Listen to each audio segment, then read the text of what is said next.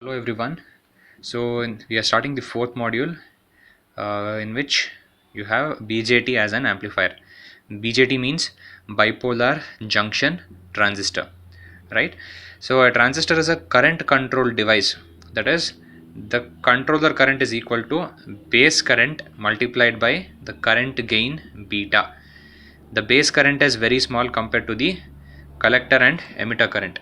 As all of you know that there are three terminals in the transistor. One is the emitter, the next one is the base, and third one is the collector, right? So this is the transistor, and this transistor is a bipolar junction transistor.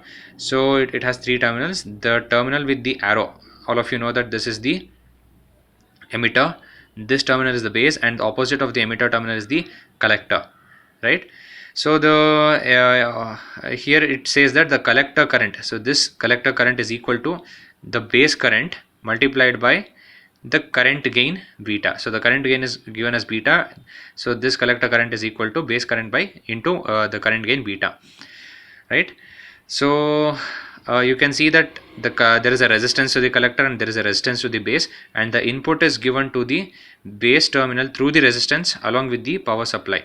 So they call it as V in.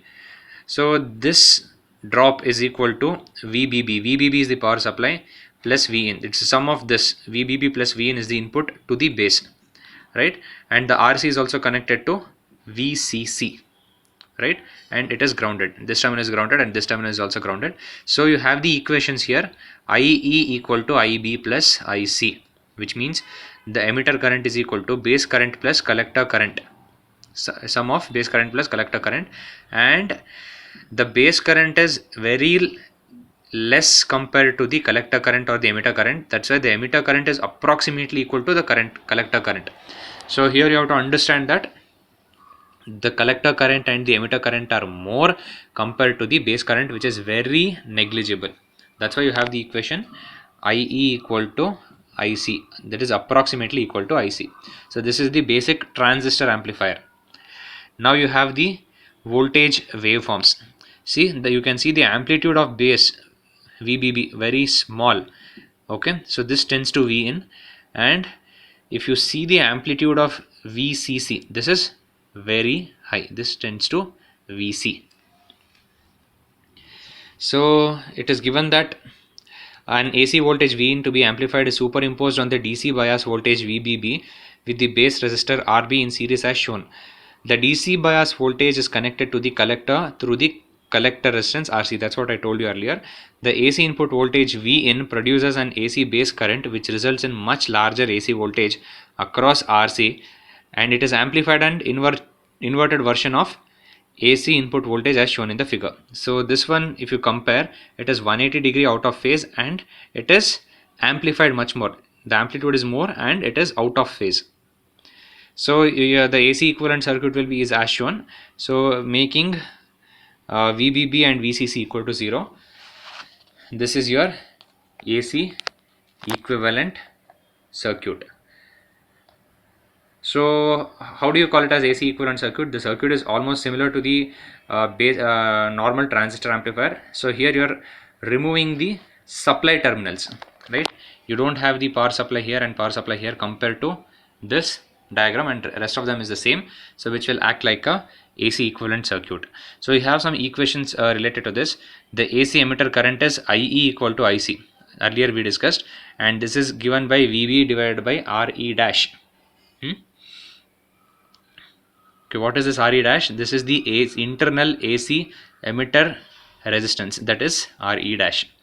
The AC collector voltage is VC, it is IC into RC. It is approximately equal to IE into RC. Why IE? Because IC is equal to approximately equal to IE. So we also have VB is equal to V in minus IB RB. So now considering VB and VC as transistor AC input voltage and AC output voltage respectively, the voltage gain in the ratio VC to VB is given by AV is equal to VC by VB, and from the above two equations you get AV is equal to VC by VB, which is equal to IE RC by IE RE dash. So this IE and IE gets cancelled and you remain with AV is equal to RC divided by RE dash, which is the voltage gain. Since RC is very much greater than RE dash, the output voltage is always greater than the input voltage. That is, the output voltage VC is amplified version of VB. The current gain is given by AI is equal to IC by IB, which is nothing but beta. Beta is the current gain of the transistor. And you know that the IC is very much greater than IB, so AI becomes large. The power gain AP is defined as the product of voltage gain AV and the current gain AI. The power gain AP is equal to AV into AI. Now we will see how this BJT is used as a switch. So the main operation of a transistor is, or the main application is, it can be used as a switch. Switch means, you know, it's a circuit which can be closed and opened. So if it is open, no current flows in between, and if it is closed, the current, it makes a path for the current. Right? The major application of a BJT is a switch.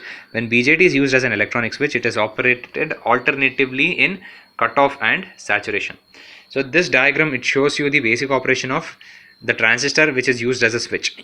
See, you have a emitter to the ground, and you have a resistance to the to collector, and you also have a resistance to the base. So you are replacing this transistor as a switch, right? You have to understand that it opens and closes, making and breaking the circuit.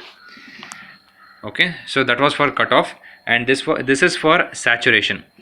Right, so the cutoff means it is open, and if it is in saturation, it means the switch is closed. The current can easily pass through this. So here they are telling you what is the cutoff region. The base emitter junction is not forward biased. So you have to understand, it is not forward biased. It means the base current is 0 and the collector current is also 0, and it comes to the cutoff, which means VCC is equal to VEE, and it remains in open circuit. That's why it's a cutoff region. And in saturation region, what happens?